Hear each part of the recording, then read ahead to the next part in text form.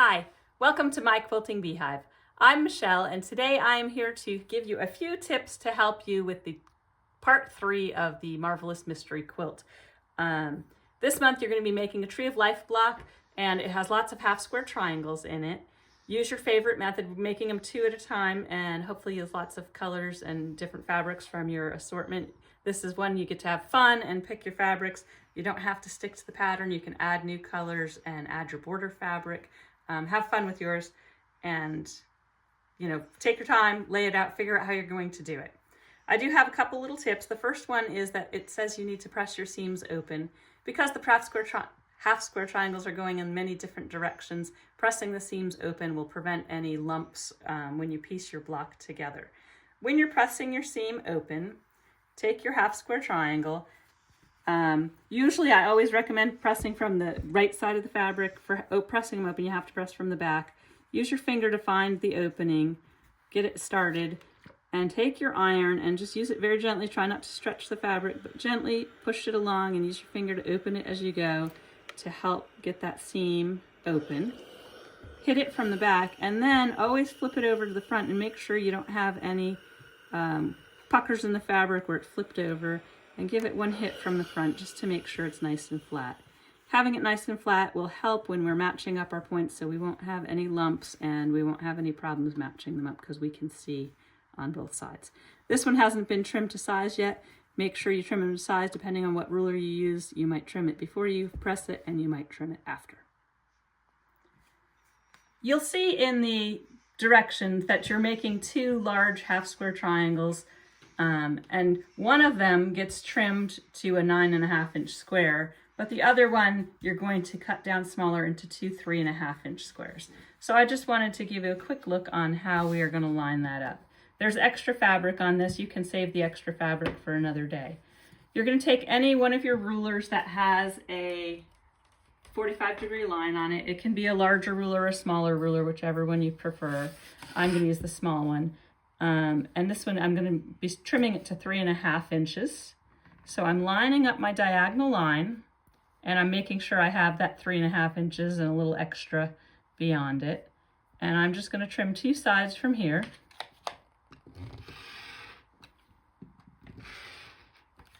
And I'll slide that extra away. And then I'll rotate this around, and I'll line up my 3.5 inch line on the bottom and the side, and I'll make sure my diagonal line is straight, and I will trim the other 2 sides. And that will give me 1. To make your second one, you have all this extra space up here. You're just going to do the same thing. Line your diagonal line up on the fabric. Make sure you have a little extra. Just like that. And then I'm going to turn it around. Sorry, I missed a thread. There we go. And do the second 2 sides the same way. Line up my diagonal line. Make sure it's 3.5 inches across the side. And then trim that piece out. You can save these scraps. You might need a little piece later that you can use, and you can save that to in your scraps, and you'll have your 2 pieces that you need.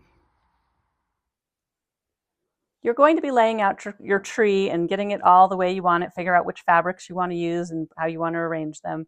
Take your time, play around, add some of that border fabric if you want to, add another fabric if you want to. Make it fun, make it your own unique tree. This is my tree, and I have it all laid out, and it's going to be laid out in quadrants. This is 1/4 of the tree. The trunk piece will go over here, and then there's more tree to the side of it. And I laid it out in 4 rows of 4, and you're going to piece those together. When you piece those together, you can do it row by row. I'm going to start with the top 2 pieces in the top row, and I'm going to put them side by side and line them up, and I'm going to flip one over so they're right sides together. And I'm going to sew with my perfect 1/4 inch seam. You want to make sure your seam is accurate. Make sure you've trimmed all your pieces to 3.5 so they all line up nicely. And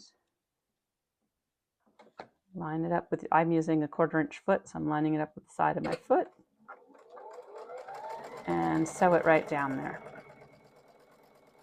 I like to chain piece, so when I get to the end of that one, I'm going to start with row 2. I'm going to take the first 2 triangles from row 2 and bring them over to my machine, and I'm going to flip right sides together and put that right in there and keep it going. Now I'm going to cut the first one away. I snipped that right off so it's ready, and this was from row 1. If you wanted to, you could take number pins and number your rows. Some people like to number all the blocks so they don't mix them up as they're going. Feel free to put either a little post-it note number on there, or if you have number pins, you could number each block. I just line them up on my table and go from there. So now I'm taking the next one from row 1 and adding it on there. Make sure the triangles are all in the right direction. Don't let them get twisted around or you'll have to take them out and try again. Line it up, flip it over right sides together, and you can keep going chain piecing so you don't waste thread, and they just feed through the machine nicely. And I cut the one from behind, which was row 2. I'm doing row 1 and row 2, and then I'll do row 3 and row 4 the same way. I'm bringing over the next one from row 2, making sure the right direction. Put it right sides together and feed it through. I have row 1 and 2 sewn together here. You can see 3 and 4 are still laying here. And look how much you lose with seam allowances. So each one has a 1/4 inch seam, and that makes it shrink in there smaller. So that's why they don't line up anymore. Look carefully when you're doing it. Each time you sew a triangle piece to another piece, you should chop off the little tip of the point, and that is because that becomes the seam allowance for the next row. So when I sew the next row onto here, that will take that in and it will leave me a perfect point each time. So you should have about a 1/4 inch above each triangle and below each triangle at the top and bottom of each row. That will help you line up your seams. We had pressed all of our half square triangles open, but now we have our seams pressed in opposite directions so we can nest each row. Make sure you watch the pattern to make sure you have your, excuse me, you make sure you have your seam allowances going opposite ways so they nest. So my first row, they're going this direction. My second row, they're going this direction. And the pattern has arrows in there to show you which way to go. Once you have them all ready to go, I'm going to flip row 1 on top of row 2, and we're going to bring it close to me so I can line up my seams now to match those points. Because we press the seams open, you'll be able to see where the thread line comes through and meets where the 2 fabrics are. So if you look really close right there, I'm putting my pin right into where the seam is, and it's crossing between the background fabric and the tree fabric. So I'm putting that right in there. And then on the next one, below it, you can see my point where I want them to match. I'm going to put my pin right into that point, as close to the tip of it as I can, and I'm going to poke it right through, and I'm going to pull that pin all the way in tight. And that's going to make those 2 spots that I want nesting and matching perfectly. It's going to pull them tight together. Then I'm going to take 2 separate pins, and I'm going to pin on either side of that. Using the 3 pins, the first one holds them where you want them, and the second 2 are going to hold it in place so it's ready for you to sew. So a 3-pin method gets those points perfect for you.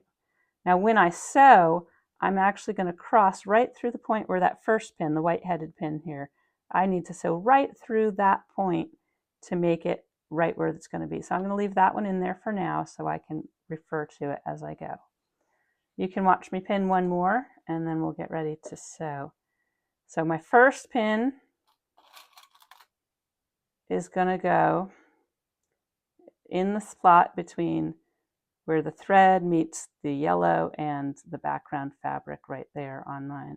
So I'm putting the pin right in that point. On the other side, you can see the yellow and the background fabric meet at the point right there. So I'm putting that pin right in as tight as I can, and I'm going to pull it all the way in so those points are together. Then I will take 2 more pins, and I'll put one on either side to hold the seam allowance and make sure that doesn't shift when I'm sewing. I want it to be nice and secure.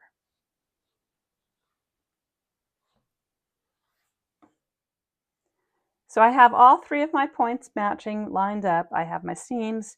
They nest as they go across each one. And I am going to use my perfect 1/4 inch to sew right along there. And as I go, I'm going to leave those pins as long as I can. And that middle pin, the one that's right in the point, that's the one I'm going to leave as much as possible till my needle is almost there, so I can sew right through that spot where those pieces meet.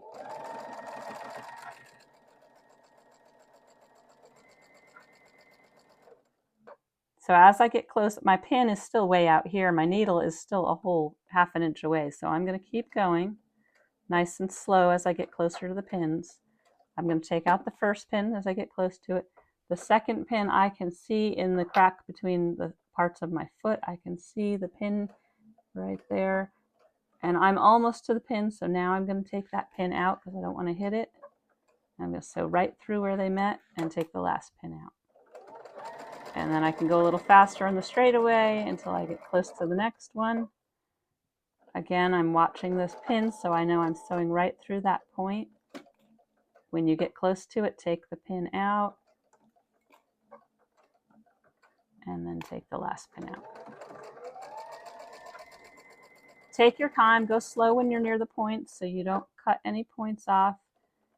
Making sure you have an accurate 1/4 inch seam and making sure that you've cut everything correctly will make it much easier for you to line up those points to make sure they don't get chopped off.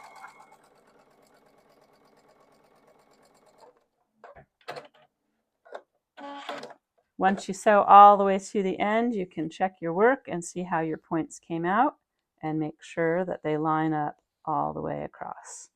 Bring it to your iron, follow the pressing directions to make sure you press it in the right way. And then you're ready to add on rows 3 and 4 below it. Take your time, do each quadrant, and then you'll put all the quadrants together.